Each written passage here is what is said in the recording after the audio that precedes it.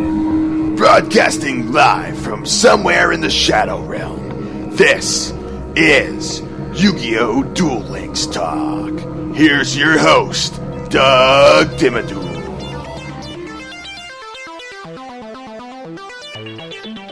Hey there, and welcome to another episode of YuGiOh Duel Links Talk. Today, we're going to take a look at a different kind of deck floating around on the deck board right now that relates to a ton of effect and a ton of burn damage. Now, classically, you would expect to see some kind of Weevil deck that really focuses on burns. Same thing with a Taya type of burn deck. Well, we're going in a different direction right now, and we're looking at a deck that's utilizing Odion's skill, Chain Reaction. Now, what Chain Reaction does is it inflicts life points of damage every time you activate a trap card. So basically what it does is, I believe it's 300 life points of damage every time you activate a trap card. So you want to have a trap heavy deck, and this one that I'm looking at now does consist of a majority of trap cards. It's got some spell cards included, but you'll see why the spell cards are included with this. Now, this is a really good deck for pretty much a beginner, kind of beginner to intermediate level, because a lot of these cards are real easy to get a hold of. Now, can this deck be competitive? To a degree, absolutely.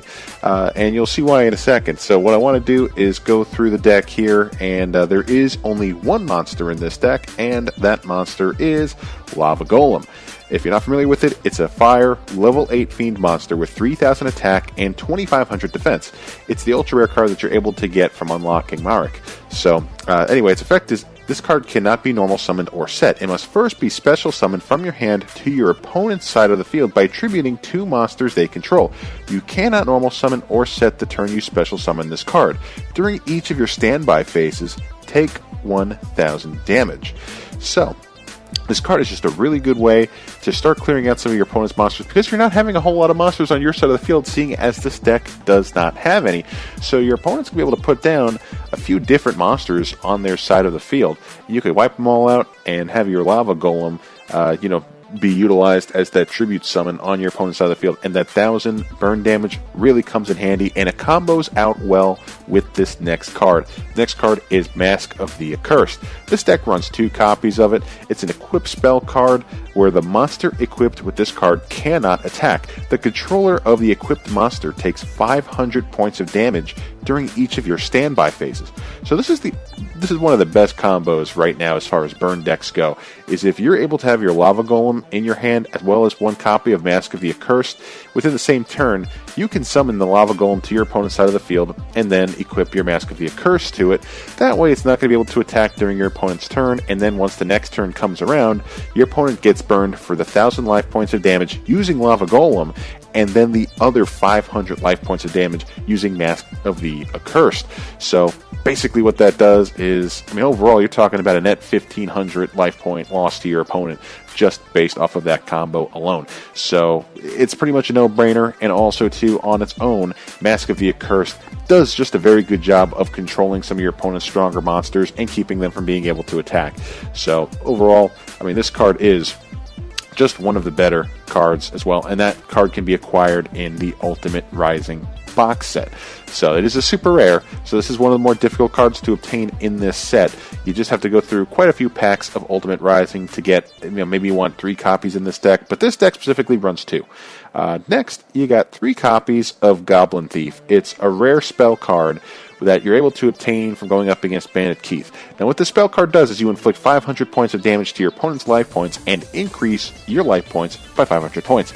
So, because you don't really have any monsters on your side of the field typically, having Goblin Thief really keeps you in the game, because what at least it does, while burning your opponent for damage, you're also gaining some life points, so you could hopefully absorb a few more hits if you don't necessarily have good cards to stop your opponent.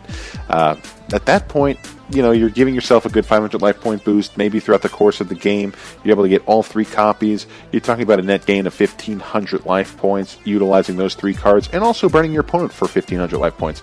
This, in my opinion, at least in the current format, Goblin Thief, as far as burn decks are concerned, this is just a no-brainer card that you want to throw in there. And even though this is going to be a trap-heavy deck, as far as running 3 copies of the spell card, I understand why they're putting 3 in here.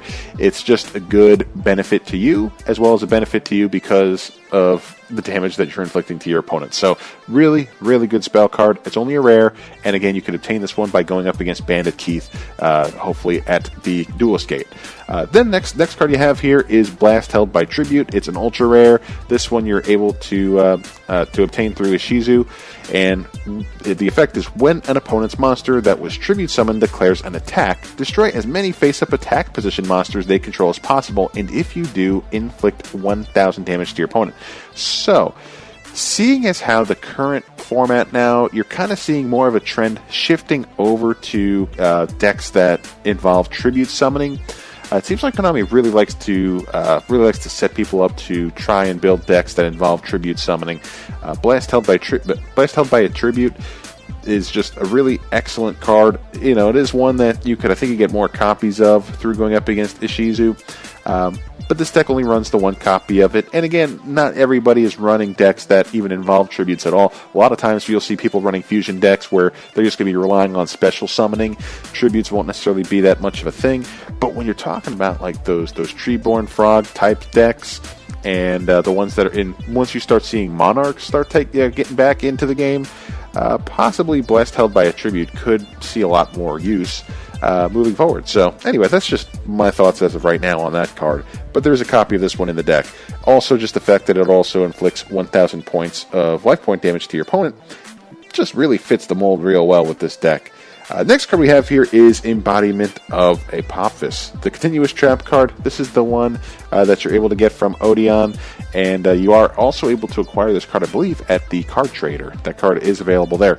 During either player's main phase, special summon this card as a normal monster, reptile, earth type, level 4, attack 1600, defense 1800, and it's also still considered a trap card. So remember, upon activation, you are also going to be inflicting 300 life points of damage to your opponent because of chain reaction.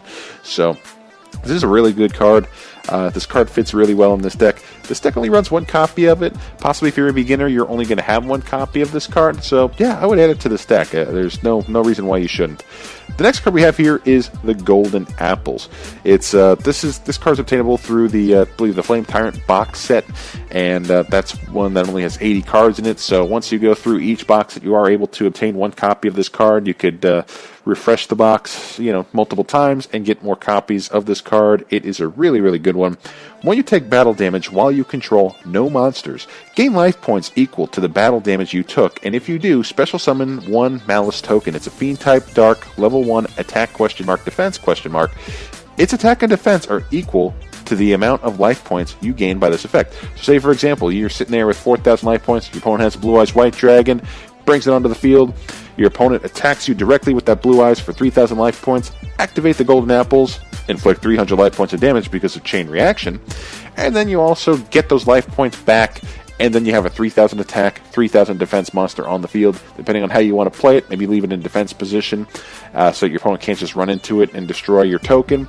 But yeah, this card is really good. I have 3 copies of it. This deck only runs 1, but you can play around with this one and maybe add a few more copies of this card if you have them available to you. But this is one of the more difficult cards to acquire out of this set. But now moving forward, the rest of the cards in here are only rares and commons. The first card we have here is Death's Counterblow. It's a continuous trap card where you destroy any monster that inflicts battle damage to a player's life points by attacking directly. So this could combo out really well with the Golden Apples, because your opponent will be inflicting direct life point damage to you, and then you can destroy that monster using Death's Counterblow. So yeah, really good trap card, and don't forget you're going to also be inflicting some damage using Chain Reaction.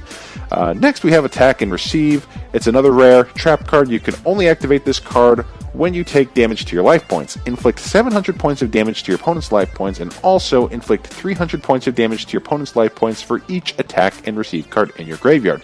So naturally, this deck runs 3 copies just because of the compounding the potential once you use this card multiple times within the same duel.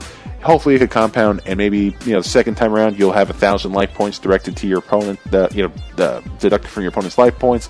Then the third time around you're talking 1,300 life points done to your opponent's life points plus Chain Reaction. You can see why this skill is so important in this deck. It works out really, really nicely. Next card we have in here is Aegis of Gaia. continuous trap card where you gain 3,000 life points, and if this face-up card is removed from the field, take 3,000 damage. So it's just a good way to kind of stall out and give yourself a little bit more life points in the meantime.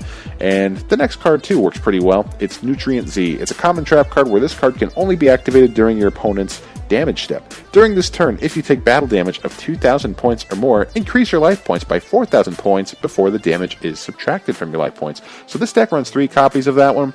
This is a really, really good card to keep you in it. I think it's a really solid, common card that you could get pretty easily. Just overall, it is one of my favorites for these kind of decks, and this one you could also obtain through the Ultimate Rising box set. Then you'll also get 3 copies of Enchanted Javelin. You increase your life points by the attack of 1 attacking monster.